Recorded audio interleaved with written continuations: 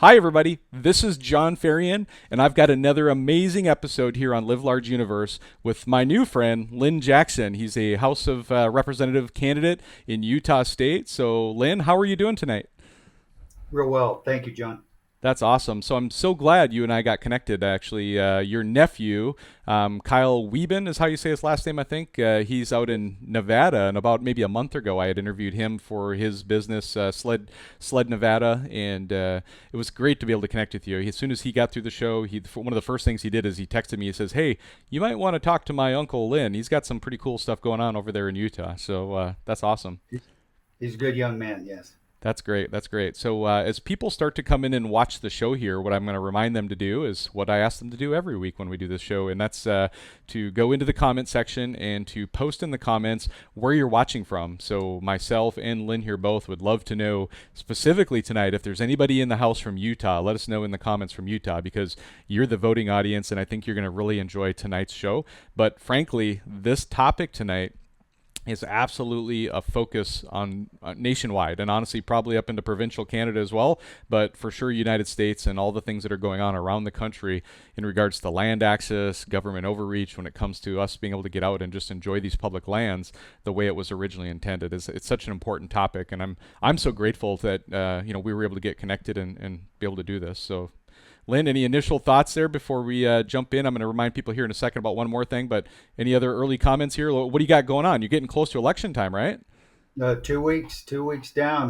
Ballots have already been sent out. We've all gone to mail-in balloting down here in Utah. So they've been out for about a week, and we're Very good. just going to race right to the finish line. Perfect. The timing of the show is perfect then. I'm so glad we're doing this. So, It all right, is. everybody in the audience then, if you guys are watching, please go into the comments and let us know where you're watching from. Just drop it in there. Say, I'm from Utah, I'm from Montana, wherever you're from, and let us know. And then here's the other thing I ask you to do is to go in there and to please share the show out. So make sure the show gets shared out. And if you do, you're going to be entered in to win an amazing prize. So I've got this prize here. It's a first aid kit it's actually a backcountry first aid kit from the company Mountain Lab. They're one of our show sponsors. And so we really appreciate you jumping in and going out there. And so just real quick, I'm going to do a quick check if anybody's watching. Let us know if we're on Facebook. I'm pretty sure we are, but would love to get some confirmation in the chat here from folks and go from there. I'm going to just spot check it, Lynn, here just to make sure we're good because usually Okay. we get a few more people popping in this right away. And I've been doing a show over on LinkedIn also, and I double checked the settings and I made sure I'm not posting to LinkedIn tonight. But yeah, we're on Facebook. Kyle's watching. All right, we got confirmation. We're good to go. All right, Hey, cool. guys. All right, Kyle's watching. He says, "Hey, Uncle Lynn." That's fantastic. Awesome.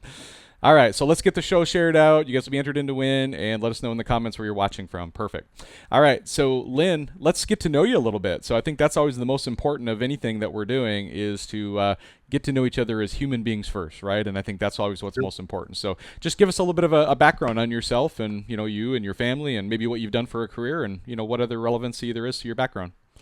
You bet. Well, lifelong Utah, seventh generation, as a matter of fact. We did, when I was young, move around the country a little bit until I was about 10. My dad worked in the missile defense industry. Oh wow. And so we moved around, and while he and worked on for companies that built ICB and missile sites. So we moved back to Utah in '64 when he went to work for a missile base in Green River, Utah. And so I've kind of been kicking around this part of the state ever since. Went to high school here, went to college at Utah State University, got a degree in geology, and also got married while I was going to school. Got out of college about the time there was a big downturn in the minerals industry. So I Okay. was beating around, wondering what I was going to do, looking for jobs, and the only thing available were working on drilling rigs, traveling all over the country. And then this funny little job came up for the United States Bureau of Land Management. Oh nice. I thought, well, okay. I mean, I knew a little bit about public lands, but not a lot. I thought, well, let's give that a try. It's a job that'll keep me home, and it was in Henry Mountains of Utah, down in Hanksville. So I went down there and started with the family as a field geologist. Stayed there 4 years. Moved to Moab, Utah, and have been here ever since. So Oh my we've gosh. been I've been down in your been in neighborhood a Moab few times. So I go off roading and jeeping. And so I've been down to Moab 3, 4 years in a row now down there each year, sometimes for the Easter Jeep Safari, sometimes the week after or two. And it's been an amazing yeah. place. So one of my favorite places ever to go. So. It is. We moved here. It was still a mining town, and interestingly, we moved here the week of the Jeep Safari, and we didn't know much about what was going on, and we had a Toyota FJ40 Land Cruiser. Yeah. So we had I had to go weigh the moving van. We'd moved ourselves. My wife was following me in the FJ40 as all these Jeeps were lining up on Main Street to Yeah. get to go on her trails. They kept waving her over. You come over here, lady. Come over here, get this. So that was Oh, our funny. first experience to Jeep Safari. And so anyway, we moved here. We've got three daughters. Raised all three daughters here. We've got six grandkids. I retired from BLM in 2010, and just during that time, I'd worked myself up through the ladder there into a management position. My wife taught school here for 30 years, Yeah. and uh, about 2 years after I retired, some people asked me to run for the county commission. So I Okay. did, Yep. and I won. And I spent some time on a Grand County Commission. And during this time, I was also started kind of a small, just sole proprietorship public lands consulting business, which I still do. And that's kind of the nuts and bolts. We've spent most of our adult life I have in this area of southeast Utah. Of Okay. course, we've traveled quite a bit around the western U.S., but this whole area, the whole southeastern part of the state, has been home. It's where I've Yeah. worked. It's where we vacationed. We four wheeled. We run rivers. We Yeah. backpacked. You name it. So this Well, is home, and yeah. that's my background. And I'm excited to be on the show and talk about what I think we need to do around here. Yeah, that's awesome. And knowing, and I know originally when we talked, I know you were from Utah, but I guess I don't remember us specifically talking about you being in that corner of Utah, and being very familiar with that part of the state. I can tell everybody verbally here, and I know you know the same, is that the public lands in that part of the state and it's more than just the state of Utah. It literally is a destination point for America. Like literally, when I go there for somewhere like Easter Jeep Safari, we're talking about people coming from the East Coast, the West Coast, the South, the North, people from every state, and including Canada, and in some cases overseas. They're all coming to that destination of Moab, Utah. And then there's other places like Bryce Canyon, not too far down the road. You have Arches National Park. So all of this public land access is just a critical resource for that area. And the tourism and the tourism dollars that come into that area are what, frankly, probably keep that area alive and thriving, right? Is there other economies there outside of tourism, or is it probably 90% tourism, isn't it, to bring people into those public lands? 90% tourism now. Yeah. What happened was when I'd moved to Moab, it was uranium mining town, the uranium mining capital of the That's right. country, I remember that now. really. And about mid 1980s, President Reagan got in Yep. and stopped the Cold War. Yeah. I think 3 Mile Island hit around that time, and so the demand for uranium for fuel, for weapons went away. This Yeah. town nearly dried up in the late 1980s. Yeah. There had been some agriculture, minor. It's a desert. There had been some ranching, a little bit of river running, and so the town leaders at that time says, "Well, what do we want to do?" Well, we said we have Arches National Park. We're a gateway community. Yeah. Yeah. He says, "Well, let's go fishing for a little bit of tourism," and they caught a whale, if you will. And Yeah. now Moab is a worldwide destination resort. Yeah. Not only for the motorized group, as you said, definitely come in from all over the country. Yeah. But you will oftentimes you can go down to our grocery store during the tourism season and not hear an English conversation going on around here. It's a great big foreign Yeah. magnet too for foreign tourists, and they're doing it. They're stopping at Arches, like you were mentioning, all the different. They're doing Yep. loops through the national parks in this part of the world. So it's a world-renowned name brand destination resort, Yeah. and I've had a front row seat to the whole thing. Yeah, and you guys are not even terribly far away from snowmobiling. People don't realize it too. I mean, you go across the border into Colorado, you have the Grand Mesa just a few hours away, 2 to 3 hours away. And then if you head kind of north, northwest, in straight north, you have I don't know what all the names of the mountain ranges are there, but I know there's an area called Skyline Drive or Skyline Rim south of Yeah. Utah. I've actually snowmobiled there, believe it or not, with some friends of mine that own a company in that area. And then over in the Park City area, I've been up in that area and snowmobiled as well. I've gone out ATVing up up, outside of Park City and the Uintas, I think the mountain range is called over there. And so, Yeah. all of those areas are the areas that I think you're trying to support and to keep things alive too. And so, power sports across the board. And you and I chatted about this too a little bit, is the idea that, there's a lot of people who, maybe they were in the peak of their fitness. They were able to hike a lot of trails, go check out all these beautiful landmarks and stuff too. But the reality is when you head into Walmart, Costco, Target, or whatever your favorite store is, like, they've got handicap parking right up front, and so they're trying to make sure that the people who are a little bit less physically able for one reason or another, that they have access to shopping.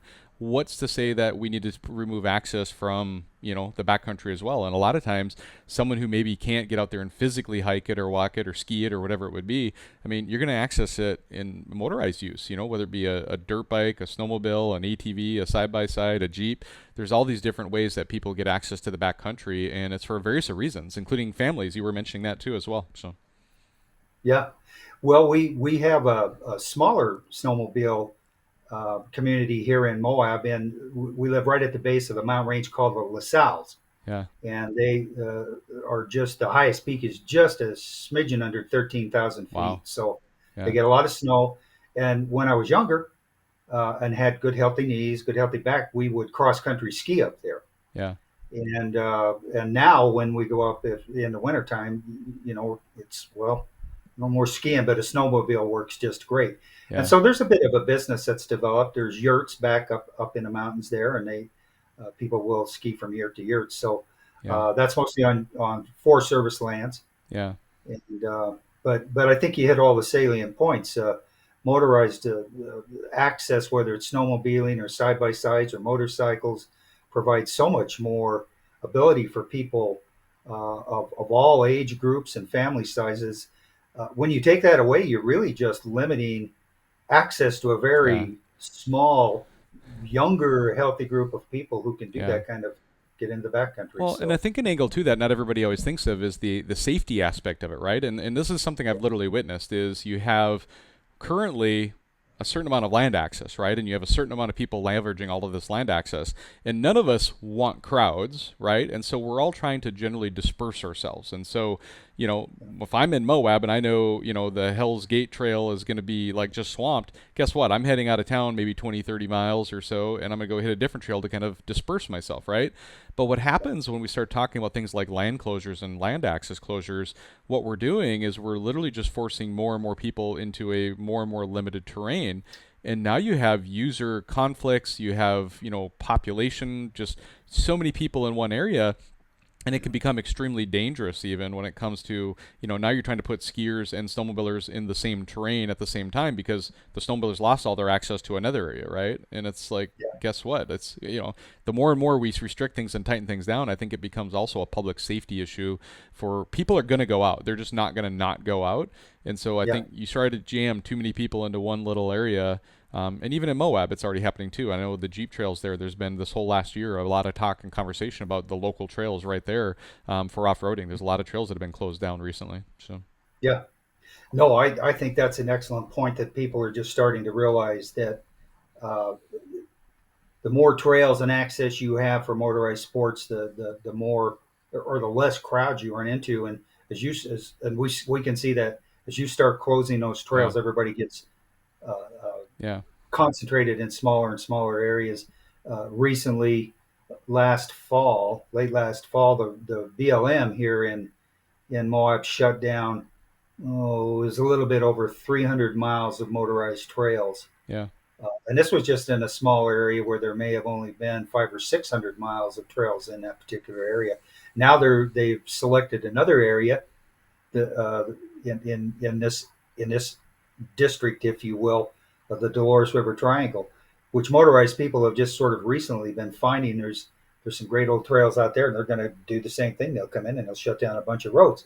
yeah, Uh, so, and then it's just going to concentrate more and more people right here in the hub of yeah, Moab and 5 or 10 miles. So yeah. it seems like it makes sense from a resource standpoint, and we'll talk about that in a little bit from my background to disperse. Here's an example you might look at of like cattle grazing. Yeah. Oh, exactly. The concept on cattle grazing is you want to spread them out across your landscape.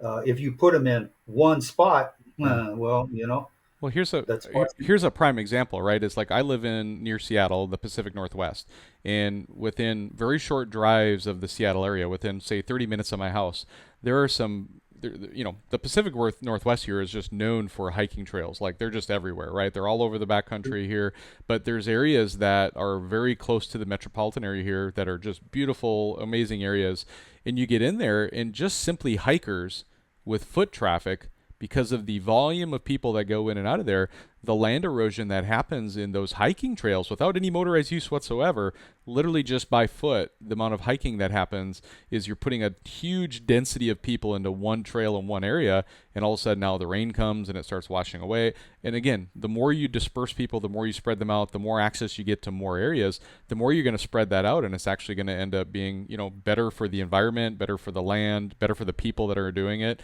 And I've never quite understood this vision that people have that they need to shut down access to public lands to quote unquote save the land. I'm like, that's the opposite of what you're doing, right? You actually, think of like forest fires even. Like you quit logging an area and all of a sudden now you got all this dead timber laying there and it becomes kindling for forest fires, right? Yeah, yeah, absolutely. Sometimes I as baffled as maybe you are. I don't think they think some of this stuff through a lot. Yeah, yeah. But on the other hand, maybe they do, and maybe that is the whole idea. Maybe that's Is the is agenda, that, right?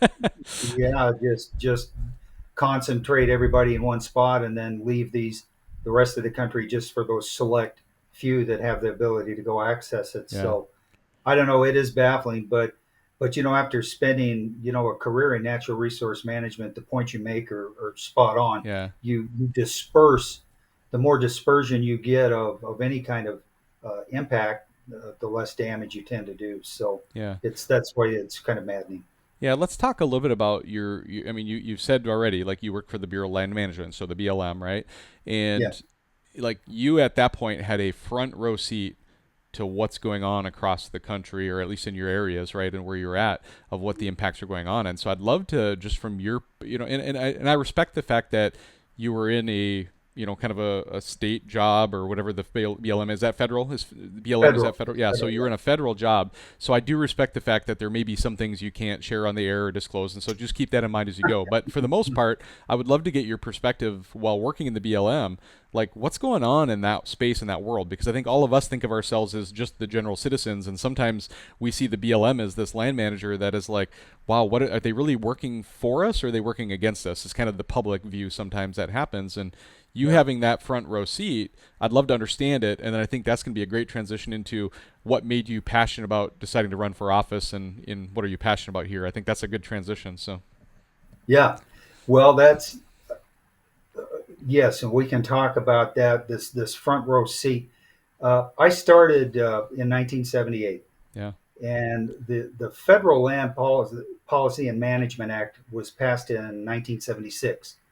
And prior to that time, BLM lands were identified mostly for disposal, federal lands. Because if you go back and look at the Constitution, there was never any envisioning of the federal government owning vast swaths of land. yeah, And they own something now like 300 million acres of land in 11 states, 11 Western states. So, okay, but in 1976, well, instead of disposing that, and we're now going to keep it and manage it in perpetuity. So we're going to go hire. In order to do that, we have to have a bunch of ologists, right? And so they brought us on hydrologists, archaeologists, geologists, and they said go forth and do good things. And when I first started, it was with some exceptions. Most of the time, we and the managers we worked for in these offices would work with local communities, work with local county commissions, and try to help. We understood that there were a lot of people that needed that access to resources out there, and they made their living. That's how they made their living, was whether it be grazing or logging or mining or things of that nature. Um, but that slowly started to change, and probably the mid '90s, you started seeing this shift to more and more, quite frankly, control from Washington D.C. Now I've pondered on that. Hmm. Why did that happen? Was there a political? Was there an ideological shift? And I don't think so. I think it was this simple. It was technology. Oh, really? Prior to the mid '90s, when we did business, and this is going to really age me and date me. It was with typing letters on Yeah, typewriters, yeah, yeah, talking on a telephone, sending hard mail through the post yeah. office. And so everything Or an went at a in-person much meeting, right? slower pace. Washington, D.C., by the time they figured out what you were doing, it was a month later. But Yeah. when the advent of the first thing I remember that changed were fax machines, right? And then emails came on. And then after that, you got cell phones, and then you got these big, massive databases. So what happened there is over a period in the mid to late '90s, this massive technological change. Washington D.C. knew what we were doing on a minute by minute basis. And you say, well, why is that a big deal? Well, if you were in these high target areas of high value for many, many user groups like southeastern Utah, and there's other areas of the country, but we were, because of our red rocks here, we were a bullseye. Yeah. We were a firestorm every time a mining company wanted to do something, or wanted to create wilderness designation, wild scenic rivers, whatever it was. So this transition, to get back to the point that I saw, was from a very locally focused group of BLM employees and managers working with local communities to where we are now, to where these high target landscapes are managed by political fiat out of Washington, D.C. And you're no longer, as a local manager, I ended up in management the last 7 or 8 years I was there. And boy, when you were told this is what you're going to do, and if you didn't do it, you were going to be gone. And Yeah. it was an unpleasant place to be. So that was a change I saw. So now we no longer manage for local communities, local economies, for resource management. Yeah. Where we understood dispersion that we were talking about. Now it's just all political fiat. And this administration is the worst I have ever witnessed, period, hands Yeah. none. Down. They don't care what the laws are.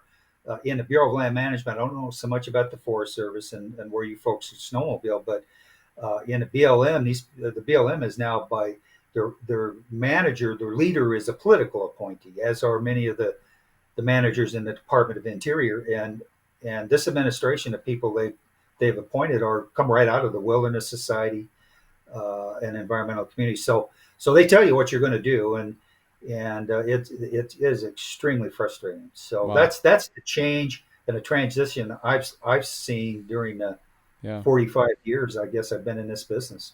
Yeah.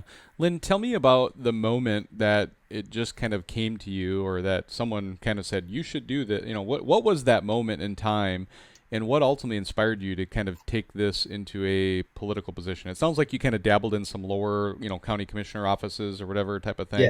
And I'm sure that was kind of the beginning of the snowball, but was there some moment in time that you were like, I need to do something about this, and this is why? And like, what was that motivation in your heart that really drove you to decide political office or public office is something you wanted to pursue early on, as well as this current role that you're running for?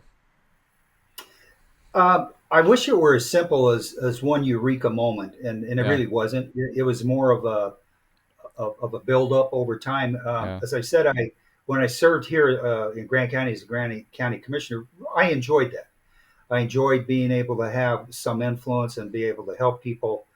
Um, and and we used to go when I was there during the Utah legislative session. They run it's one of those states where they run for 6 weeks, and in the winter they go do all their major work at the Capitol Hill. And so, as a county commissioner, we would often go up and yeah, work with the legislators. So I remember at that time, and this was in 2013, 14, 15, thinking, wow, well, that'd be kind of cool.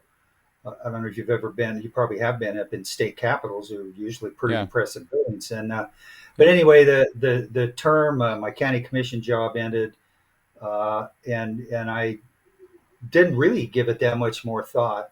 I thought, well, I'm from Grand County. Grand County is a very liberal county in a sea of very conservative counties and states. And I thought, well, I can't really run from Grand County, they're just going to say, "Oh, he's a liberal. He's one of those folks." But while I was a county commissioner, I made a lot of friends in this end of the state. County commission friends. I made a lot of friends in the legislature. Uh, and so, if there was a moment, let me back up. So, I've become more and more frustrated over the last decade as I've watched more and more access, whether it's roads or uses, being shut down on these public lands for these completely nefarious political reasons. Yeah. And where I would know different, I said, well, they're saying this, but this is what they're really meaning and what they're going to do. So I was like a lot of folks getting frustrated, and and all of a sudden an opportunity, this seat opened up. It had been filled by a fellow named Phil Lyman, who's now running for governor. And I had known Phil. He was a county commissioner in San Juan County, south of where we're at. When I was on the Grand County Commission, I'd known Phil. And so I called him up and I said, "Are you really doing this? You're going to run for governor?" And he said, "Yes, I'm going to do it." So it opened that seat up, quite frankly. Yep.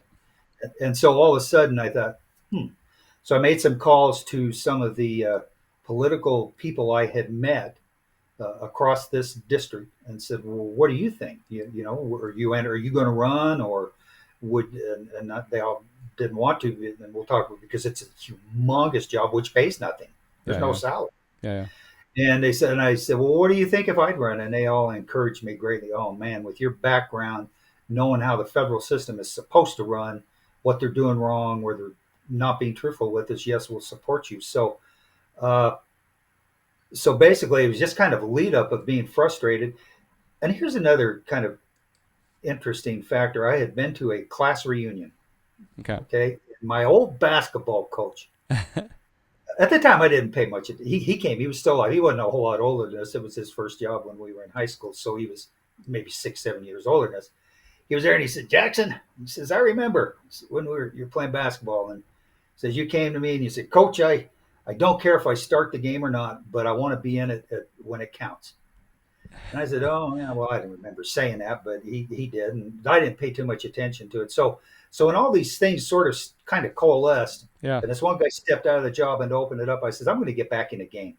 Yeah. I've still got some fight left in me. I'm fed up with what I'm seeing going on. Yeah. I have a path into this job. That's awesome. And even though I'm only going to be one of 75 state representatives, it's more of a voice than I have just sitting here at home squawking on Facebook."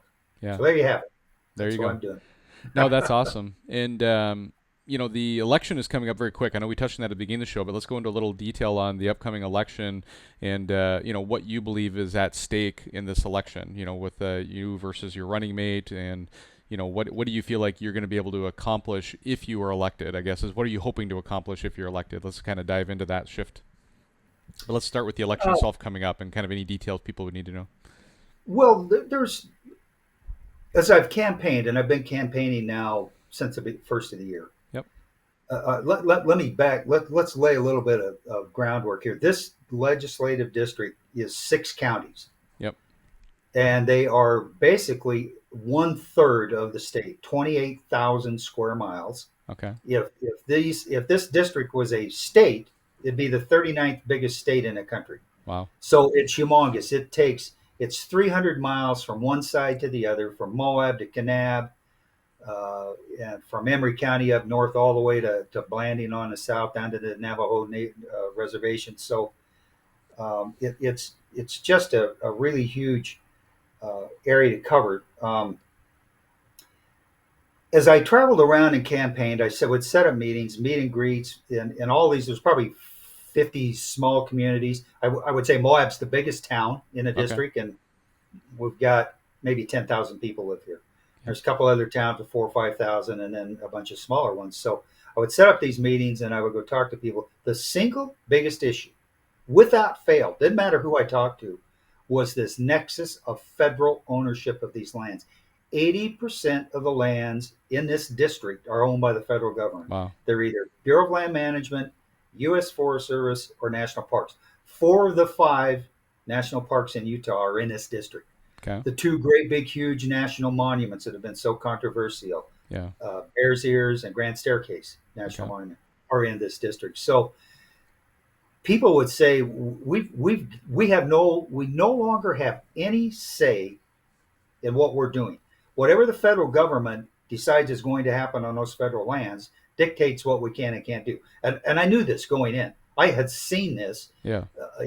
mostly in my latter management years in BLM. I saw just how significant those decisions were for what types of economies these counties and communities could have.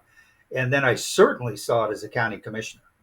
Uh, and what's happened over the last 2 decades is that they've shut down the timber industry. We talked a little bit about that earlier about well, what happens when you do that, and Yeah. all of a sudden these forest overgrowth. Then when you do get a fire, you get catastrophic Oh, fires. So, absolutely. Yeah.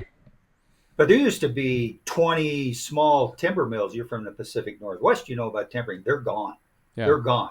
They Yep. shut down up in the Forest Service. They shut down over in Kane County the largest coal deposit in the country, and this was clean coal. Yeah. Coal comes in different varieties. Some of it's dirty, Yeah. some of it's very clean. This was some of the largest and cleanest coal deposits in the country. They shut that down. Yep. And I had grown up in Carbon County in coal mining towns, and they were good jobs. Dangerous. They paid well. People could raise their families, and they're gone. They fed power plants. We had three big, huge 3,000 megawatt power plants. No more coal, no more power plants. And those jobs paid great. And they just decommissioned one in Page, Arizona a couple of years ago, blew it down. And, and that coal all came from a mine on a Navajo reservation. Those people are out of work. Yeah. The power plant people are out of work. So, and now they're going after grazing, and now they're going, so they shut down all this mining, timbering, they're going after grazing, and it left us with one thing: recreation. Yeah. Now, recreation is a great industry, okay? But I don't want anybody thinking I would ever badmouth it. I mean, it's what feeds people, and it's what we're left with. It's the only thing they've left us with. So as I traveled around, this was the biggest thing I heard was we have got to push back to a point where we get and have a seat at the table of what's going on in these counties that are so heavily federal. And so going into this job, that's my one of my uh, aspirations, I guess, is I can bring 45 years of direct experience in this business to the table. Now, am I a Pollyanna thinking I'm going to go up there and we're just everything? I can just walk in there and all of a sudden everything's going to be great. No, we've been decades getting into this mess. It's going to be decades getting out. But I think I'm hopeful with my experience I can make a little difference. And my opponent, bless his heart, is a guy he's been a mayor in Blanding, Utah. That's it. Never been out of Blanding. Never lived Yeah. anywhere. And I think he's probably a great mayor, but he's worried about skate parks and you know transfer stations, waste stations. I don't. You've got to have this bigger, broader experience if you're going to push back and say enough. Enough is enough. We're willing to set aside some of our lands for various uses, but you're not going to come in here and shut it all down. You're going to shut all our access to snowmobiling and motorized recreation. You're not going to shut down all our access to the minerals we have, and so I hope to get in there and bring that experience to the table. And my opponent, I mean, he would be on the job training, and I think we need somebody at this stage who can hit the ground running Yeah. and knows what needs to be done. So No, it's awesome, and your background seems like a perfect fit for this role. And having worked for the BLM, the Bureau of Land Management, for that many years, I think it gives you great insight to how to approach the problems as you get in there and start. It's one of the biggest strengths you can have is when you kind of understand what quote unquote the opposition or the people who are trying to close the land down. If you're kind of able to see what's going on behind the scenes and have had access to that over the years, it's going to give you a huge advantage when it comes time to try and push back and the negotiations that'll take place down the road, right? So, it is, and what you learn is to read between the lines. I can see what they say, but then between the lines, I can see what they're actually trying to do. yeah, yeah, And okay, It's Well, scary. what is our call to action then for anybody who comes across this video, and especially if they live in the voting area that you're in? Remind them of the election coming up. Any call of action you have for them too, and even beyond just voting, right? I bet there's things that they could do as far as writing letters to their representatives to make sure that their voices are being represented. Anything like that too that you want to include, please, feel free to chime in. I will, and this all I'm going to go into some depth here, Yeah, go okay? for it. Please do. Because there again, it's like a lot of things. There's no one answer. Yep. The number, if there's one answer, it's this: get involved. If you don't get involved, then it's game over. The opposition, and by the opposition, I mean the people who would seek to shut all of our access down, have had a 30-year head start on us. And by these people, I don't know if we want to go into names. It's the big environmental groups, Yeah, yeah. and they have built this machine. I call it a machine, and it's composed of a lot of moving parts, all funded by very wealthy people, billionaires. In one case, in the Southern Utah Wilderness Alliance Grand Canyon Trust, it's by a Swiss billionaire, Hansborg Weiss, Okay. and they have access to millions of dollars. So they were the first ones who jumped on the public comment process 25, 30 years ago. Okay. When a government starts, oh, well, we'll go see what the public comment, they recognize the value right then of getting lots of their people involved in public comments. And like our side is just now figuring this out. Yeah, And yeah. I'm going, no, man, the other thing is litigation, that most of these groups have an army of legal people working for them, and they litigate anything that happens that they're not happy with. You approve it, well, litigate it. You approve a change of And their strategy isn't even as much to win, from my point of view, as it's more to just bog down the system and to make it so difficult that people can't get anything accomplished, right? So, exactly. As I was finishing my career at BLM, we had about 80 people working here in mhm. Moab. A quarter of our time, of all the people in this office, was spent dealing with the impacts, providing information of litigation. And so you just hit it. It's just bogged the entire system down. If they're Yeah, busy fighting litigation, they don't have time to process this over here. So exactly. the other side has gained vast control of the media in this area. So they've got vast media networks, the litigation. Um, they even have internships where they bring young people uh, right out of school, and they train them. How to fight their battles, which is shutting everything down for whatever reason those are. And so they've built this machine for 30 years, and we're just now catching up. And if we don't get caught up, or by the my fear is that by the time we do get caught up, there won't be any access left. Yeah. You're not going to snowmobiling into these mountain ranges or driving your 4-wheel drive. Right now, there's a blitzkrieg going on in southern Utah of what they call travel management plans. Yeah. Uh, there's one we just had a decision in Moab. They've got another area in Moab. The San Rafael Swell is looking to be shut down. The Henry Mountains are looking to shut that down. Grand Staircase Escalante, Bears Ears is all of a sudden, and I think they're very concerned. They've had all this control at the very top for 4 years, and I believe they see there's a good likelihood they're going to lose that control in this next national election, and so they're just blitzkrieging us with travel management plans, which are really shutdown plans. And an example there is 4 or 5 years ago on the San Rafael Swell. You're familiar with Yep. this area. Yep. Um, Congressman John Curtis, Senator Mitt Romney, and some other prominent federal level politicians says, well, we're going to fix the San Rafael Swell because there was a big push to create another million-plus-acre national monument. And they said, no, we've got a better idea. Let's all sit down and compromise. And says, so they did, and they sprinkled some wilderness over here, and they sprinkled some wild scenic rivers designations there, and some open OHV designations here and there, and they made a little bitty national monument around some dinosaur remains up in one area. And they said, see, look how easy that was. They called it the Dingle Act. And everybody patted themselves on the back. So everything went real good until just about last year, and the BLM said, "Oh, that's interesting. Here, hold our beer. We're going to do a travel management plan for you. Yeah, yeah, Remember all those areas you designated as being kept open? Well, guess what happens if we shut the roads down to those areas? yeah, They're exactly. no longer open. Yeah, So I'm telling you, it's all hands on deck. When Congress can't even fix this stuff,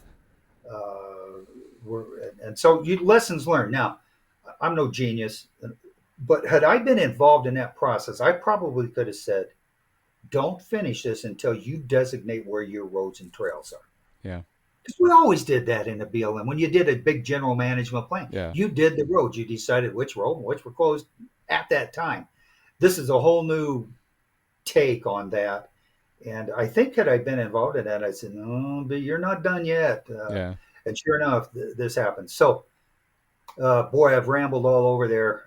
Where were we going? Why I wanted to do this? Something of that Yeah, it nature. was the But call to action for all the the, action, the viewers, right? I mean, it's they're going to get out and vote, obviously, and vote get for out what they're involved, passionate about. And I would be get involved. as bold as to say that most of the people who watch my program and show are going to be pro keeping the land access open, because I think everybody that I know that follows this is all about backcountry snowmobiling, whether it be jeeping, whatever. But snowmobiling is kind of our big focus, and we Yeah. need the public lands in order to be able to do that. And so it would be a no-brainer to me for them, if they're in your voting district, to make sure that they get out there and vote. And please share this Get out out, there and right? vote.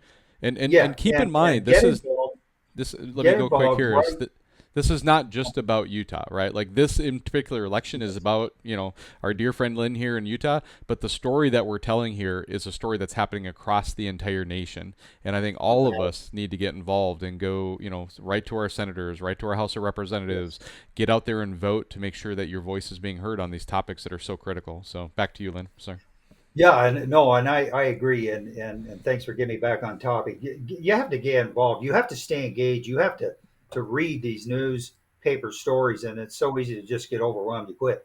Yeah. Get engaged in public comments. That's they're hard to do, but one of the more effective things I've seen are letters to the editor. I think you brought that up. Yep. If you just send a public comment into some faceless federal agency, nobody ever sees that but the agency. If you send a letter to the editor, your neighbors see that, your Yeah. friends see that. It's very powerful. And whatever you write, whether it's a public comment to an agency or a letter to the editor, send a copy to your congressman or your state legislative people, and get involved. And then, of course, you've got to vote. You want to vote for people who are going to go in and fight to keep that access open, and that's a big key. But boy, if there's one thing, it's involvement. You Yeah. have to be involved. Oh, absolutely, absolutely. How can people support you? Obviously, they can vote for you if they choose to, and that's coming up in the upcoming elections. But you have a website as well. Why don't you share your website? And is there a way that people can donate to your campaign and support you as well if Sure, they choose to? sure. I have a website. It's called Lynn for House, and I spell my name Lynn, and I think you put there'll be some information there, John. Yep. LynnForHouse.com, and you'll see some policy position. You'll see some endorsements, which I'm very proud of. There's elected leaders, past and former, all across this district I'm in that are endorsing me, and there is a place for donations. And I think one of the things that quite surprised me, and I think this has to do with the massive size of this district, is just how much money this has cost. We're just coming up to a primary race, and we're going to decide that here in the next 2 weeks. And I've spent upwards of $40,000. Yeah. And so if I win the primary, and I like my odds, I like the young fella running, but he's got to get some more experience if he's going to represent. He's working full time with some small kids. It's like, raise your family, finish working. This isn't a little 10 square mile district like we get on the Wasatch Front. You got to Yeah. travel, you got to work with people, and then come in. But um, so I like my odds of winning there, and then I have to go against a Democratic opponent in the general election, Okay. and that's almost Utah is a red state. This is a very red district, so the election is this primary, but nonetheless, it'll still cost me another $25,000. Yeah, so And yes, any donations, any help. There's a Venmo account there. Uh, there's a WinRed account there. I'm not crazy about them because they take 4% of a donation. Venmo doesn't. So any help in that regard, but Yep. certainly get out and go talk to your friends. Say, hey, there's this old cat there in southeastern Utah, and he knows how the federal agencies are supposed to run, and quite frankly, how they bury their dead bodies. And we think he can help us fight to keep Yeah. access to all of this for all motorized recreation and uses of our lands. So, Nope, thank you. that's fantastic. So, any final thoughts, final words, and then we can go into any kind of final thank yous you have and stuff too, and then we'll wrap it up. So, No, I really appreciate this opportunity, John. And, I'm excited about this job. My wife and I just got back from a campaign trip this past week. We took our fifth wheeler and our fifth wheel. It's a toy hauler. So I took yep, my Harley Davidson. We took our car. We've got a couple of electric bikes, and so I can go campaign and recreate at the same time. yeah, So I would go to a meeting. I went to Farron City Council and talked to them. And I played around at golf. They've got a great golf course up there. And then we went over to a little town called Bicknell. I talked to their city council. Next day, we drove up over the Boulder Mountain, and where you can look across the Henry Mountains, and and then we went to a car show, and that's why I had nice, the Harley. I got a nice Harley with lots of shiny chrome, and I set up a booth and set the Harley right out front. Talk to people in the district. So nice. I almost get emotional because this district I would say this part of Utah is one of the most beautiful places on the entire planet. I Absolutely. get it. Yep. I get why people want to get engaged. What I don't get is why they want to shut it all down. That I Yeah, I don't mean, understand. it's what good is the most beautiful thing in the world if you can't actually go see it, right? It's like, And you know what put this area in my mind on the map was the mineral explorations in the 50s and 60s, and the cowboys to some degree too, yeah, made all these roads far into the back country to where people on in their four wheelers and their jeeps could go see yeah, it, and now they want to shut it all down. So I'm just really excited about the prospect of serving the people in an area I'm so passionate about that I've spent all of my adult life in and understand and going in. And I'm again, I use the term I'm not a Pollyanna. I've had people say, Lynn, this will be the most frustrating job you've ever had. Said you'll think you've got everything lined up going this way, and somebody will want some favor, and so I'm going into it knowing it's going to be hard and difficult, but I'm excited, and I've still got. I figure I got a decade of fight left in me, and I'm going to do it. that's I'm going to awesome. use it. All right. Well, who do we need to say thank you to and appreciate? I bet there's some people around you that you surround yourself with that deserve some appreciation, and I'm sure family is part of it, but I bet there's other Well, colleagues as well too. So go through that. yeah. Well, I mean, my wife and family, for sure. The wife. I mean, when you put yourself out to be a public Yeah. person, there's some pretty harsh stuff that happens. Yeah. Yeah. And you have to have, and unfortunately, my time on the county commission, I kind of got a feel for that. And you have to have a pretty thick skin, and even when I was on the county commission, my children were younger. A couple of them still living around here. It was hard on them. So they're supportive, and family is a lot of support. But other than that, we've been kind of doing this ourselves. I can thank my donors and have helped me cover those costs, and I thank people like yourself who are helping me get the word out and get some exposure. So Yeah. and thank all those folks that I got to know during my time as a county commission who recognized that I have some value. A lot of times another quick story, the BLM is not a well loved organization Yeah. in parts of the West. Okay, and but a lot of these folks are coming to realize that if you're going to fight back, it's best to have somebody who knows how the system is geared up to run. So Absolutely. Yeah. so I appreciate those people that have endorsed me and my family and Very folks good. like you. Thank you. Very good. All right. Well, any final words? Otherwise, I'll wrap it up. No, let's go get this done. Let's go. Sounds good. Let's go fight. Let's keep our access to for snowmobiling and four wheeling and Okay. jeeping and river rafting and the That's whole nine awesome. yards. Let's That's let's awesome. go let's go fight. Let's keep her Well, open. well, the name of the show is Live Large Universe, and I feel obligated to share with everybody a little bit about what live large means. And what that means to me is live life to the fullest, make the most of every day, and make a difference to others. And when I think of the topics that we discussed tonight, I think we're doing all of those things. We're embracing the adventures out there. We're making the most of every day. I mean, you're out there just fighting the good fight every day, a good day and bad day, and then you're absolutely out there trying to make a difference to others. And I think, the topics we covered tonight are a perfect fit for the broadcast that I put out. And God bless everybody.